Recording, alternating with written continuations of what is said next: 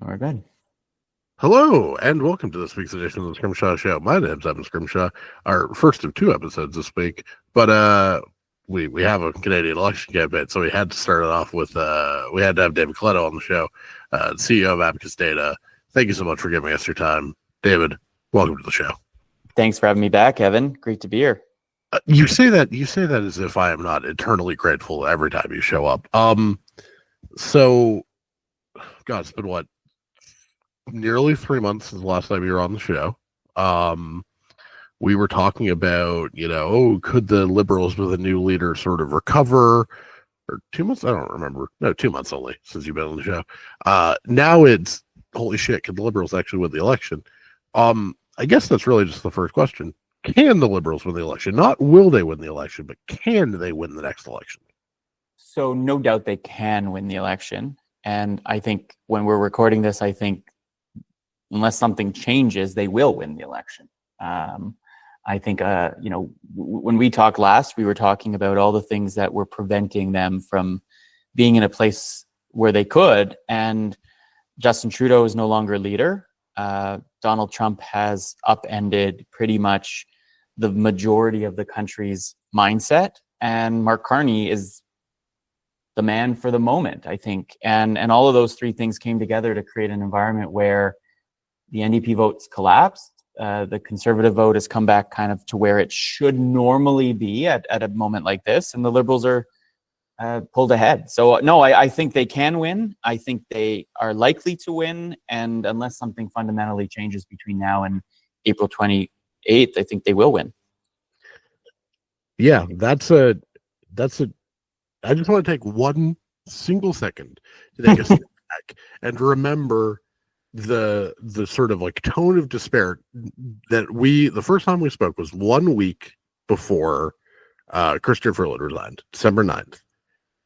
And we were talking about, can they win 50 seats?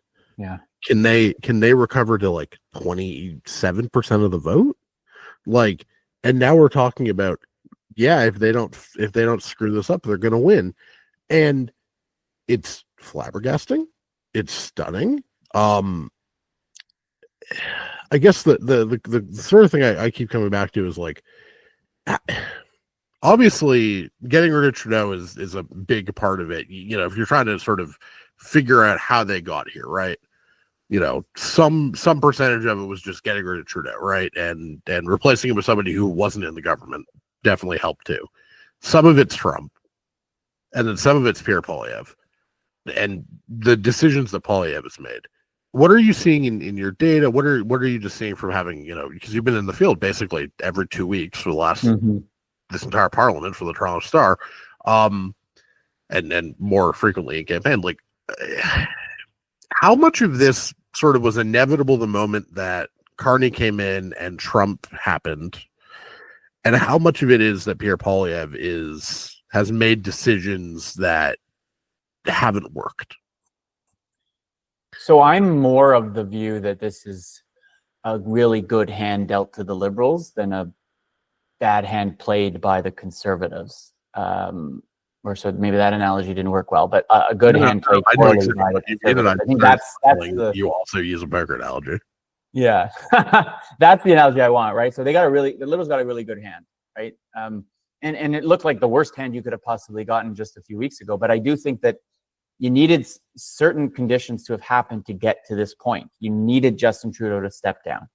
I had been lambasted by Liberals because I kept pointing to the data that said he is a brick wall that will prevent a sizable number of people from ever even considering the Liberal Party again, as long as he's there.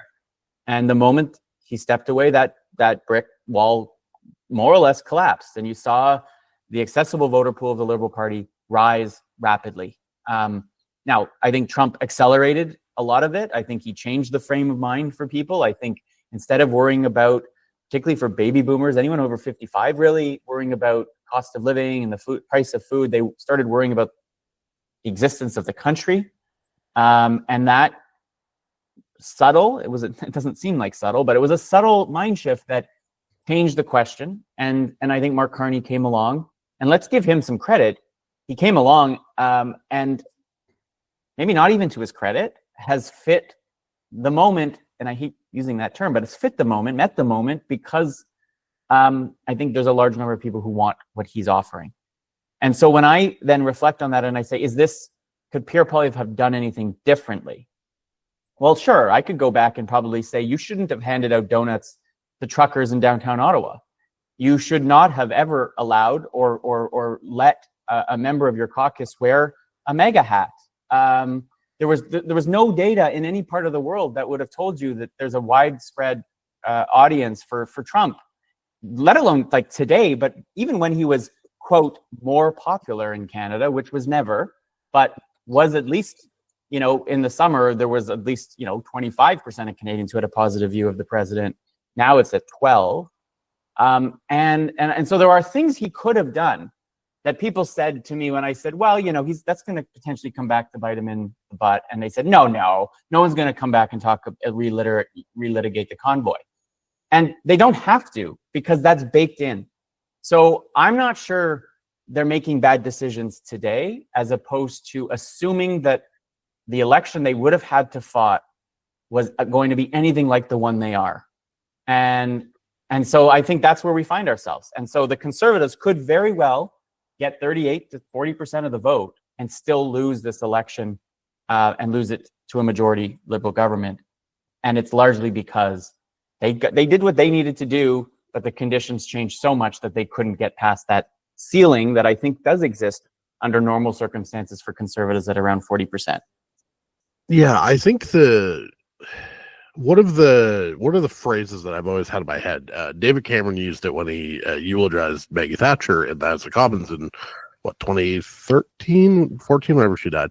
That Thatcher made the political weather, right? And that was the thing about Poilievre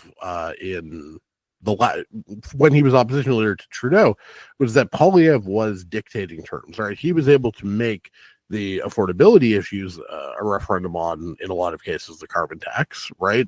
He was able to break what seemed like an emergent pro carbon pricing, consensus, and make that into an affordability problem for the Liberals. He certainly got on the housing issue and owned that one pretty quickly, which led to very good numbers at a very sort of early stage of this parliament with young voters, and sort of led to that sort of movement.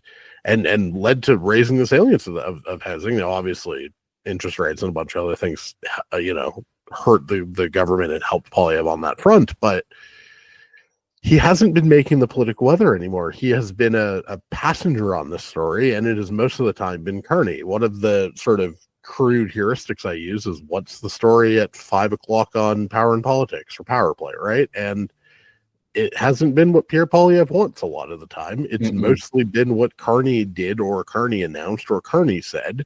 And I think, Poilievre has tried to get that back with some of his announcements, but at some point when Donald Trump, and there's all of this uncertainty, we're recording this on Monday, we have no idea what Trump's going to do on Wednesday, and frankly, we know what he said he's going to do, but I don't think any sane human being should think that what Donald Trump says is a reliable predictor of what he will end up doing.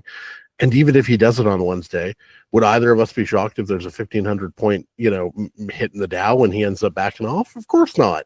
No. So how does Poilievre sort of get the momentum back, get the narrative back? How does he shift the election back to the issues that are better for him?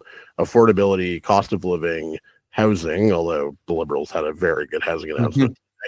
How does he do that in a world where Donald Trump, at least this week, is going to be about Donald Trump and whether or not Donald Trump has woken up on the left or right side of the bed or right side of the bed and wants to be completely insane or just kind of insane to the global economy? Yeah.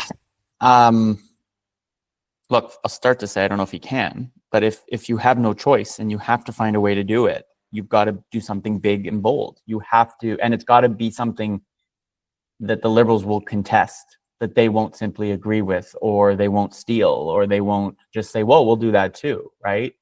And so I don't know exactly what that is, frankly, but it's not doubling down on defunding the CBC. It's not talking about the World Economic Forum. Those are all things that either people have no idea what you're talking about, and if they do know, they're already voting for you, or they, particularly in this moment, don't think that's a particularly good idea, given that our sovereignty is under threat. And yeah, let's get rid of the one media outlet that we can kind of guarantee will exist because the public is at least supporting it. But what I think they have to do, again, maybe I'll focus on what the outcome has to look like. That's usually how I approach these things, because as a pollster, I'm more interested in like what has to exist for you to win. I think the desire for change now has to be higher than it is. It was sufficiently high when this campaign started, but it's dropped to a point where it's not sufficiently high enough for them to take full advantage of. They have to make it about affordability, because when we ask people, would you rather this? What's more important to your vote? Is this the party that can lower your cost of living or Trump? It's the only one in which close to 6 in 10 say affordability over Trump. Change versus Trump? No, Trump is a majority. Economy versus Trump? It's basically 50-50. So it's got to be around affordability. It feels like it has to be generational. You're not going to get the boomers back because they're obsessed and fully engaged in the Trump question. So you've got to come to millennials and younger Gen X and Gen Z and say, look, your future is messed up, and the Liberals have been on duty for 10 years and have made it worse. But then you have a day like today where Carney comes out with a big, bold housing policy that maybe you can't counter. So I think they have to get. I don't agree with that. It's got to be. They got to lean into the Trump thing. I think it's a trap. I think it's fighting on your opponent's battlefield, and it's one that you'll lose. It's like the Liberals have the high ground on that one, and you're just walking in to their, to use the war analogy, their artillery, and they're just going to blow you out of the water. It's got to be about something else, and you've got to find a way to get the public's attention. To your point, in a world where you can't, I love the way you said that, without being able to create the weather. There's time still, but it's running out very fast, because we also see in our polling that Liberal vote is firming up. It's firmed up by 6 points in a week, and if that pace continues, it may be too late by the debates. So there's a lot in there. The 6 point firming up is pretty important, given all the sort of like softness discourse we had last week. I think the thing I sort of keep coming back to is that if the Conservatives try and fight this on a Trumpian frame or about Trump, they're just doing what Kamala Harris did by talking so much about how she wants to pass a restrictive immigration bill, because every time you talk about immigration, Donald Trump is happy, right? Doesn't matter what you say. If the election becomes about immigration, people are going to vote for Republicans. It's a similar thing, it seems, here, especially with the age profile. Yep. Housing, I think, is a sort of should be a winner for them, but they've kind of gotten outfoxed in the last 6 months on housing, right? Like, Polievre has kind of dropped the ball on it, at least politically, and this is the first big Liberal announcement, and I'm sure that every Liberal strategist that anybody that leaks to the, or is quoted anonymously in the press is going to make this point, but there's a reason the Liberals went first on housing. They understand what you just articulated, that the affordability stuff is their biggest weakness. Mm-hmm. And if they can get younger voters under 40s to go, look, we know that we've had a bad record on housing, on affordability, on all this stuff, but it'll be a hell of a lot better in 4 years, and you just need to give us one more term, hold your nose. Then the Conservatives don't have a path back, because if you can hold your ground there, and the boomers aren't gonna shift back to Polievre, you have your path. The other sort of, if we think about the conditions for Conservative victory, the other part of it, the NDP is at what, 8 on average right now? I think you guys have them at 10. Like, yep. How do they get? We talk about like what can Polievre do? I don't think I've heard a single thing Jagmeet Singh has said in this campaign. No, I have the corporate grocery stores thing. I've seen that, but that's mostly just because everyone's making fun of it.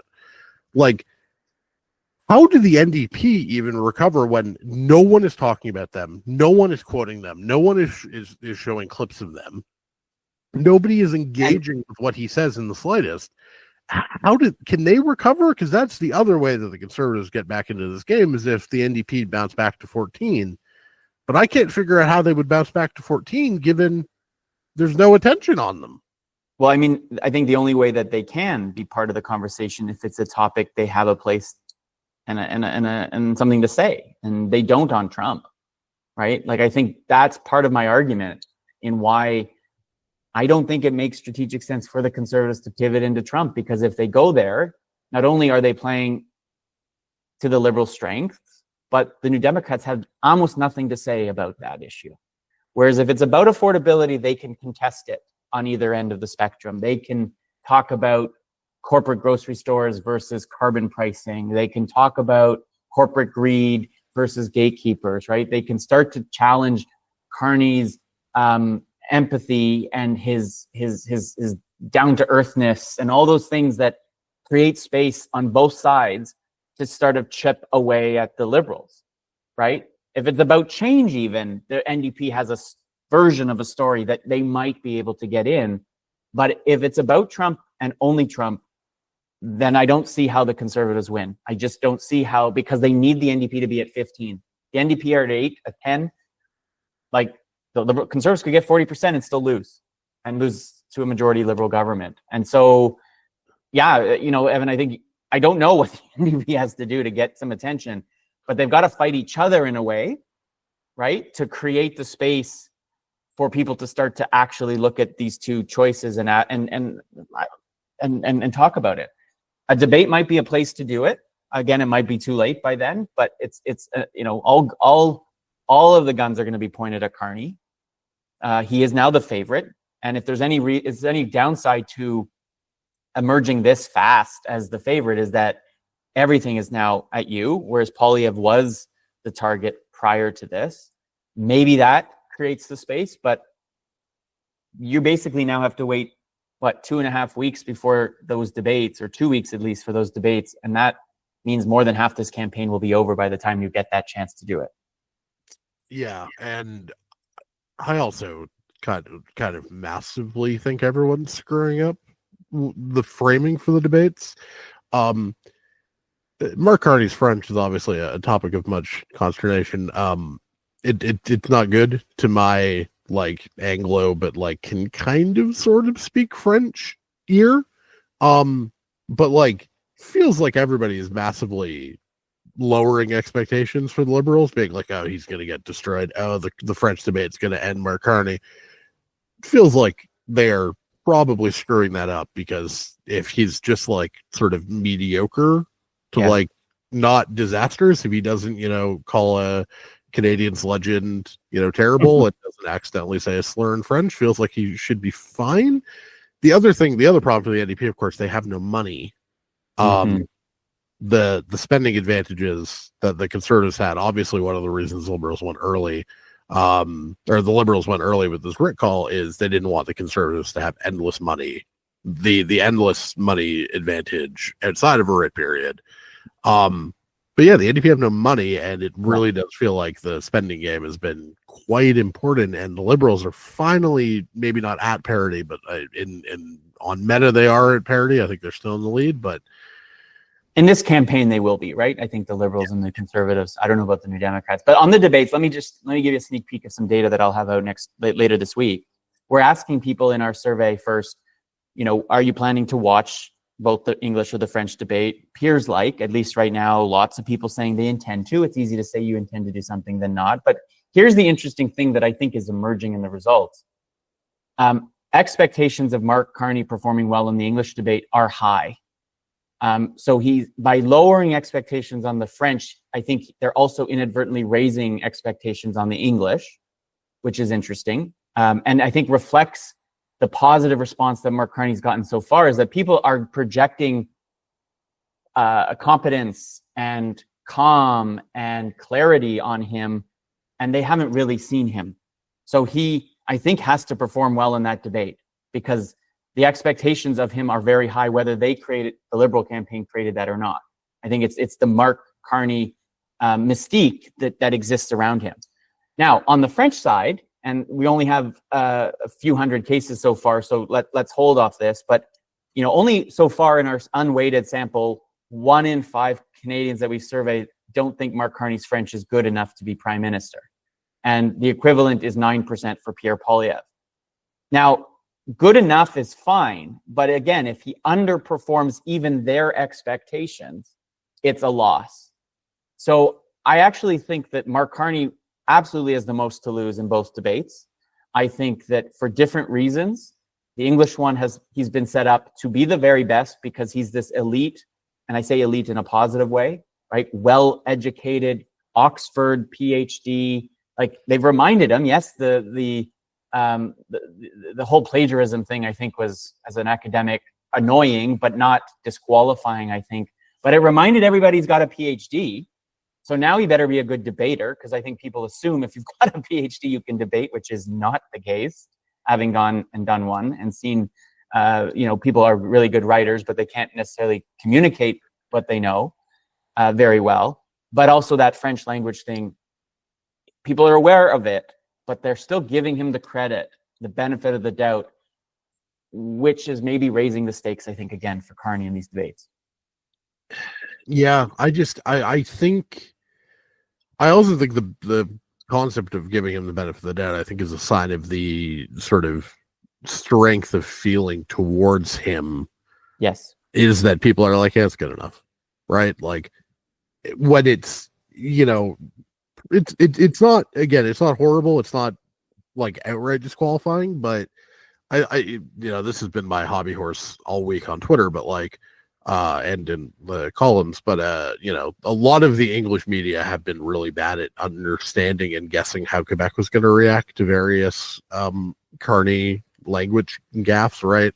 The decision not to do the TVA debate was, talked up in the English press like, oh, this could be a big election decider. Yeah, the Liberal vote's significantly up in Quebec on average. I mean, you still have them at 37. The Bloc's at 24 in your polling. Yep. They're at like 23 on average, I think. It might be 24 on average. I think it depends on how you do the averages. But like, look, the only people I think that matter to judging whether his French is good enough are Francophone Quebecers. Yeah. Right. And they don't do it right now. And it may not be disqualifying, but they're the ones who can judge it and say, can he communicate with me? And if he can't sufficiently, does that matter? Would I rather have the other two?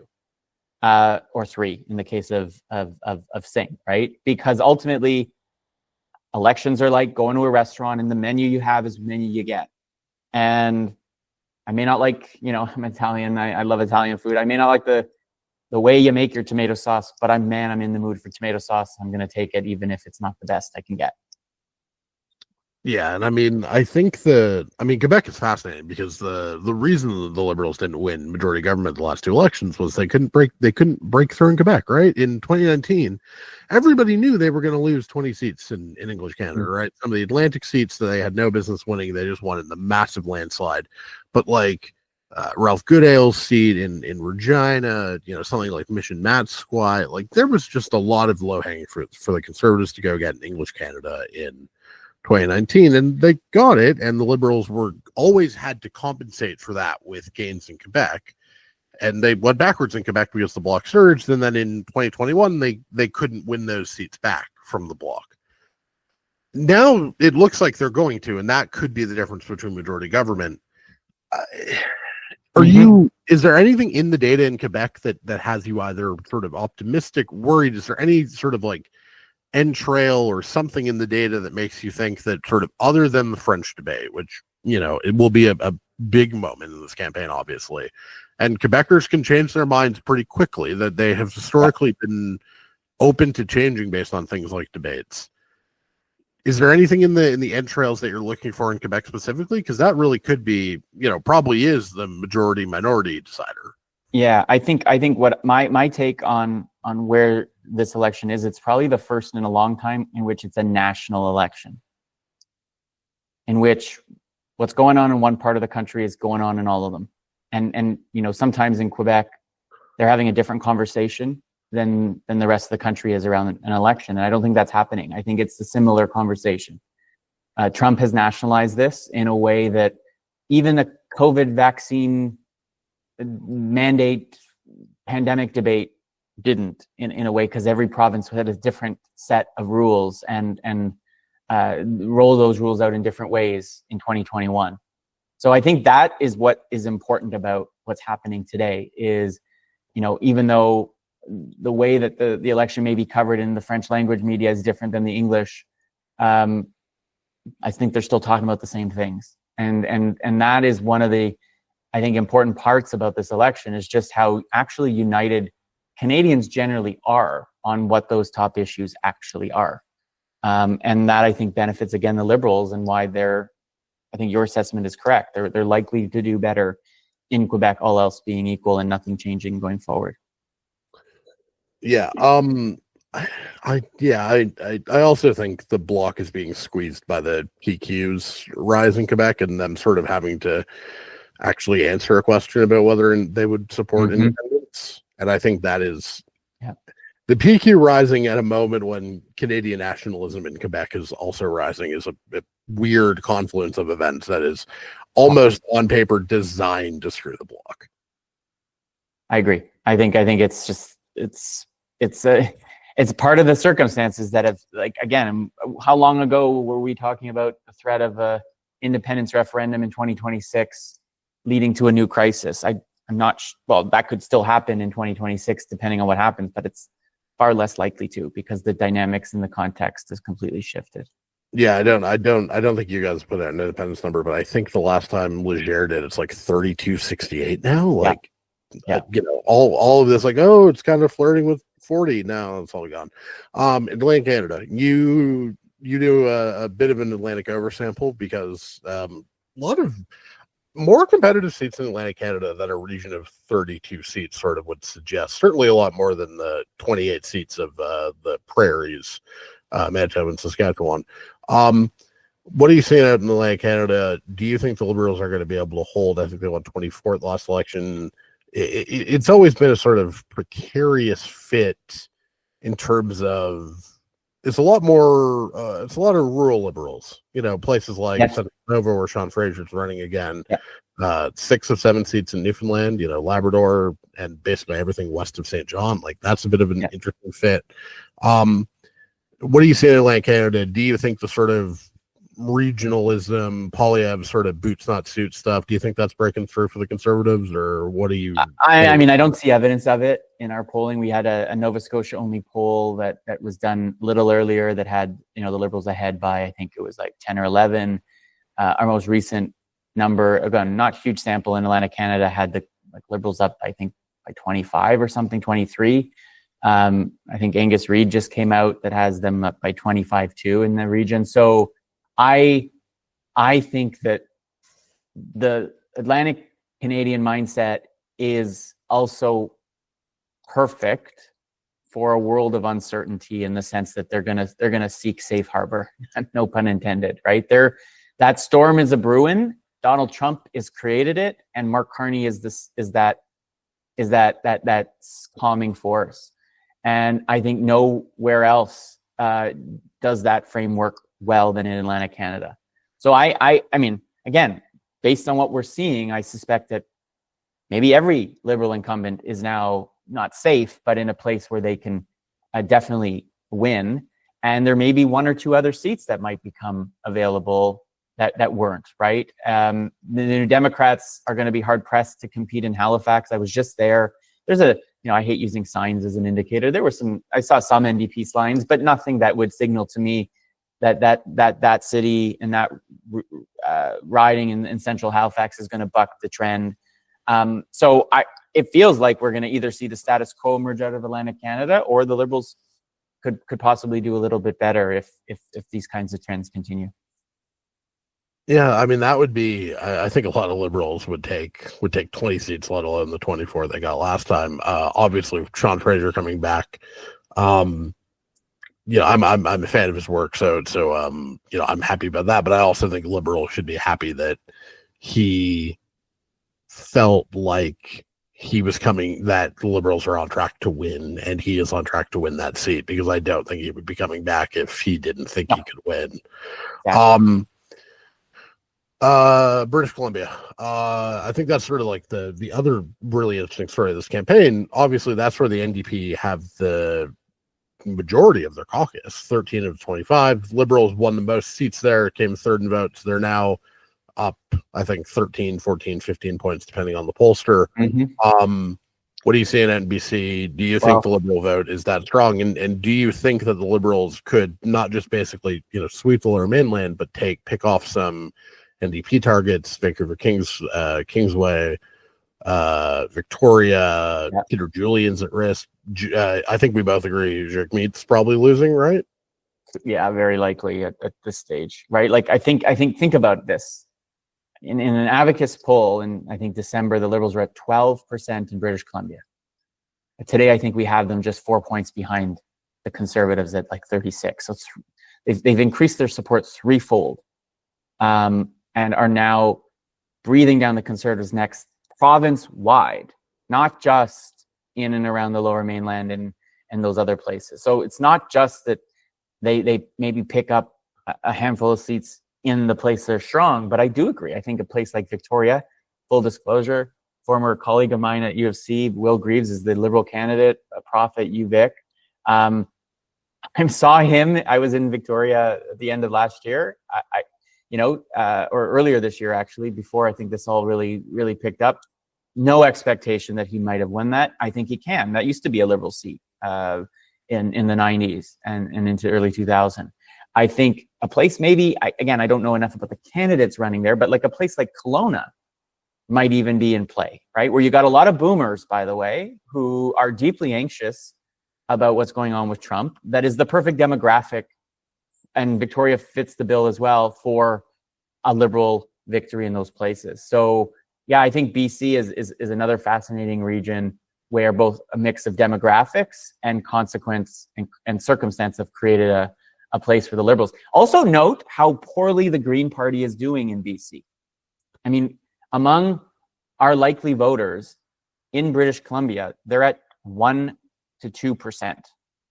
So it's not just the NDP vote that's collapsing, but a place that the Greens have a member of parliament, their leader or co-leader is from, is also getting completely squeezed out and not part of this conversation. And that is going to only... So the Liberals have been able to consolidate fully the NDP and Green, largely coalition around them. And that means, the Conservatives, again, can get 40% of the voting BC and be left with very few seats outside of their kind of heartland in the interior and parts of the north. Yeah, funny. I think the Conservatives probably have a good night in BC. They'll probably win Skeena. They'll probably win. They'll definitely win North Ampel River, Courtney Alberni, probably too. Nanaimo is going to be a fascinating 3.5, 4-way split because Paul Manley's running again. But you can see the Conservatives, sort of tap into a lot of that working class old NDP support. Culturally conservative, economically progressives, more money for my rural hospital, but uncomfortable with some of the Liberals' social dalliances, and yet it's not even going to net them seats if certainly a friend of mine. And even then, like Evan, like in a forestry community, right? That would have entirely been on that cultural side with Polievre in the blue collar, boots not suits framing, might now be more inclined to say, "Holy cow, Donald Trump is such a threat to my industry that I might want that quote safer pair of hands," or that person who I otherwise would have nothing in common, Mark Carney. But maybe now I do. I don't know. Again, I think this is the dynamic that's at play, that a simple shift in frame gets somebody who would have been completely opposed to voting Liberal to maybe being open to it now in parts of the province that wouldn't have otherwise ever dreamed of voting for Justin Trudeau, right? Like, I think we just described a scenario and a part of the country that is a proof point of how just different this election and this electoral formula really is panning out to be. I wrote a column. This will be the last point. I wrote a column a couple 2 weeks ago, I think now. I don't know. Time is fake, and I'm writing like 2 columns a day these days, so it's all fake. But I wrote a column ranking all 25 of the NDP, or 24 seats on the new boundaries, and I threw in Parkdale because 25 is a cleaner number. And the number of seats where I was like, oh, the Liberals are in second? In here? Places where they got, 11% of the vote last time, where the Liberals haven't been relevant since Jean Chrétien, was flabbergasting to me. It was quite the wake up call. David Coletto, last thoughts on the selection. Abacus CEO, Toronto Stars pollster. You've got a great Substack, which I'm a paid subscriber to. You do some great deep dives. Any last thoughts on the election? What a dud way to end this conversation. No, look, I still think there's still room for this to move, but everything that you're observing, and I think you write from a perspective, but a smart one, is bang on. And you know, I'm watching, like, the horse race is the least interesting thing to me. And when I look at the underlying things that we track regularly at Abacus, more favorable leader, desire for change dissipating, Trump being kind of the frame in which more people are thinking about this election. If those things don't change, then I think Mark Carney's going to be the next prime minister, and it might very well be a pretty clear majority. That's what I've been watching. The government, those underlying things have to change. Carney can't be plus 11 when this campaign ends if the Conservatives have any shot at winning. Yeah, the government approval disapproval number chart that you guys have, and I love the way you guys do it because it's consistent all the way down, and then it's just like hated. Mark Carney becomes PM. Boop, complete switch. Who? What? Where? It's a different world. No, for sure. Men in Black. Men in Black.